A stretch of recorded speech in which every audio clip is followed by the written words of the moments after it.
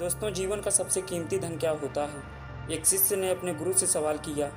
गुरु ने इसका उत्तर देते हुए जवाब दिया कि चाहे मेरे पास पैसे ना हों, चाहे रहने के लिए छत भी ना हो, चाहे कोई सुख सुविधाएं ना हो, लेकिन अगर मेरा शरीर स्वस्थ है तो मैं दुनिया का सबसे धनवान आदमी हूँ।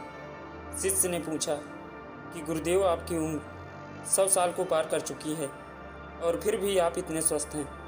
आपकी वृद्धि बड़ी ही तीव्र है और आपका चेहरा भी सूर्य की तरह चमकता रहता है, और वहीं पर आपके बदन से भी चंदन जैसी खुशबू आती है।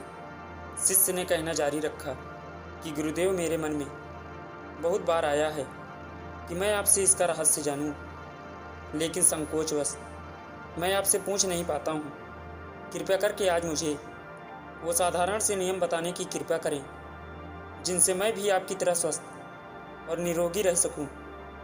नियम अगर आसान होंगे गुरुदेव, तो उसका अनुसरण मेरे माता पिता भी कर पाएंगे, क्योंकि वह बूढ़े हो चुके हैं और वह बहुत जटिल प्रक्रिया नहीं अपना पाएंगे। कृपया करके साधारण से तरीके बताना, ताकि कोई भी ग्रस्त आदमी उन नियमों का पालन कर सके। गुरुदेव ने कहना आरंभ किया।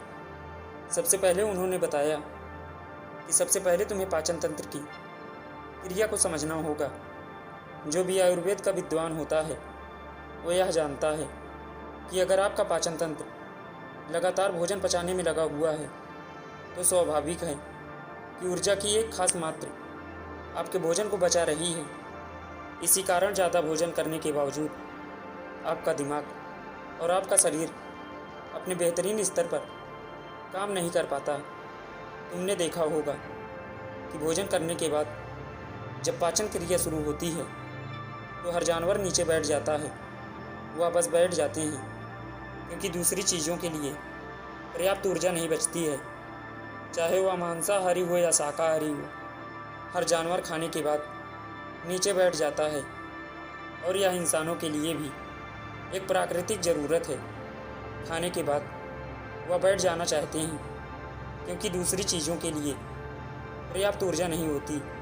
अगर आप अपनी पूरी क्षमता का इस्तेमाल करना चाहते हैं तो आप अपने शरीर को ऐसा बना कर रखिए कि आप जो भी खाएं, कुछ भी खाएं, तो 1.5 से 2 घंटे के अंदर आपका पेट खाली हो जाना चाहिए। पेट खाली होने का मतलब है पेट की थैली खाली होना, यानी कि जब भोजन आंत के दूसरे भागों में चला जाता है तब पेट खाली हो जाता है, क्योंकि आंत में प्रक्रिया बिल्कुल अलग होती है। वो पाचन नहीं होता है, वह ऊर्जा को ग्रहण करती है। आंतों द्वारा इस ऊर्जा को ग्रहण करने के लिए ज़्यादा ऊर्जा नहीं लगती है, ऊर्जा लगती है पाचन क्रिया में। जब खाना पेट की थैली में मौजूद हो तो बेहतर है कि आप अपनी गतिविधि को कम कर लें। अब अगर सोचिए, सारा दिन आपके पेट में खाना मौजूद रहेगा तो आप अपने जीवन की पूरी क्षमता कम कर लेंगे। आप खुद देखिए कि जब आपके पेट में खाना मौजूद होता है तब शरीर कैसा महसूस करता है, और जब पेट खाली होता है तब शरीर कैसा महसूस करता है। आप खुद पाएंगे कि आपका शरीर और आपका दिमाग तब बेहतरीन रूप से काम करता है जब आपका पेट खाली होता है। इसका एक पहलू और है। देखिए, हम सब जानते हैं कि हमारा शरीर हर समय नई कोशिकाएं बनाता रहता है और पुरानी कोशिकाएं खत्म करता रहता है, जिससे हमारे शरीर का शुद्धिकरण होता रहता है। लेकिन जब भोजन हमारे पेट में रहता है, यानी कि हमारा पेट जब खाली नहीं होता, तो ये शुद्धिकरण 80% कम हो जाता है। वह सारी गंदगी जो शरीर से अपने आप बाहर निकलती थी, अब वह निकलनी बंद हो जाएगी, जो कुछ समय बाद आपके लिए तरह तरह की समस्याएं पैदा करेगी।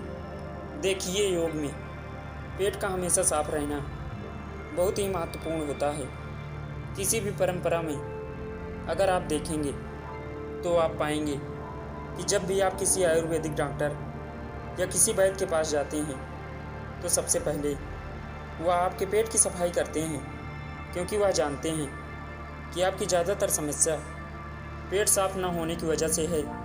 सिर्फ एक दिन के लिए अपने पेट को पूरी तरह से साफ करने के बाद महसूस करें कि आपको कैसा महसूस होता है। आप अपने अंदर बहुत हल्का और सुंदर महसूस करेंगे। हर दिन आपको इसी तरह महसूस होना चाहिए। आमतौर पर पारंपरिक रूप से घी को पहले निवाले के रूप में खाया जाता है। घी एक चिकनाई वाला पदार्थ है जो पूरी आहार नली को चिकनाई देता है।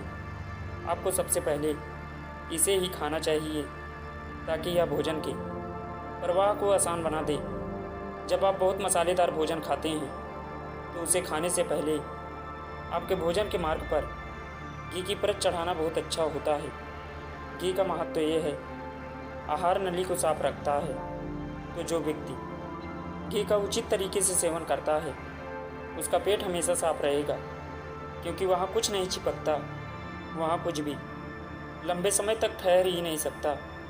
पेट का कैंसर, आंत का कैंसर आजकल ये बहुत ज़्यादा हो रहा है। तो अगर आप एक निश्चित मात्रा में घी का सेवन करते हैं तो ये घटना बहुत कम हो जाती है। लेकिन उसके लिए घी सही गुणवत्ता का होना चाहिए। सही तरीके से गाय या भैंस के दूध से बनाया जाए तो इसके कई महत्वपूर्ण फायदे होते हैं। शिष्य ने सवाल पूछा कि गुरुदेव, पाचन क्रिया तुम्हें कुछ समझ आ गया है, लेकिन आप ये बताएं कि आपकी तरह सूर्य जैसा तेज पाने के लिए, चमकता हुआ चेहरा प्राप्त करने के लिए क्या प्रक्रिया अपनानी चाहिए। गुरु ने इसका उत्तर देते हुए कहना शुरू किया कि देखिए, आज के समय में बहुत सारे लोग सुबह उठते ही खाली पेट चाय पीते हैं।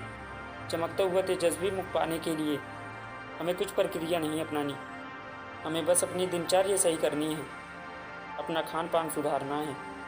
सुबह खाली पेट चाय पीना जहर के समान होता है। वह धीरे धीरे आपके अंदर आपकी आंतों को कमज़ोर कर देता है। पेट में धीरे धीरे एसिडिटी होने लगती है और अपने आप मन और दिमाग सुस्त पड़ जाते हैं।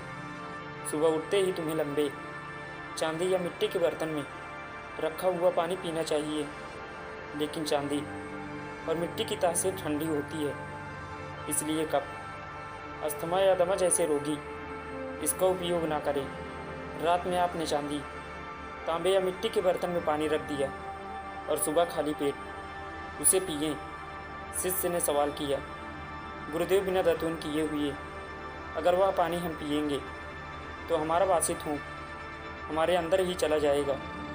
गुरु ने उसे बताया कि वह तो अच्छी बात है, क्योंकि वासी थूक। गुरु ने चेतावनी दी कि देखिए, जिन लोगों को अल्सर, टीबी या निमोनिया है, उन्हें खाली पेट पानी नहीं पीना है। रात में रखे हुए पानी में उसके संस्कार मिल जाते हैं। तांबे के गुण उस पानी में आ जाते हैं और वह तांबा हमारे शरीर में जाकर बहुत से लाभकारी फायदे करता है। गुरु ने चेतावनी दी कि अगर मजबूरी ना हो तो प्लास्टिक की बोतल में कभी पानी मत पीना, क्योंकि प्लास्टिक की एक ऐसी संरचना होती है, जब वह गर्म तापमान पर आता है तो प्लास्टिक धीरे धीरे पिघलना शुरू हो जाता है। दोस्तों, मैं उम्मीद करता हूँ दोस्तों यह वीडियो आपको पसंद आई हो, तो इस चैनल को सब्सक्राइब और वीडियो को लाइक ज़रूर करें। तो चलिए दोस्तों, मिलते हैं किसी अगली वीडियो में। तब तक के लिए धन्यवाद।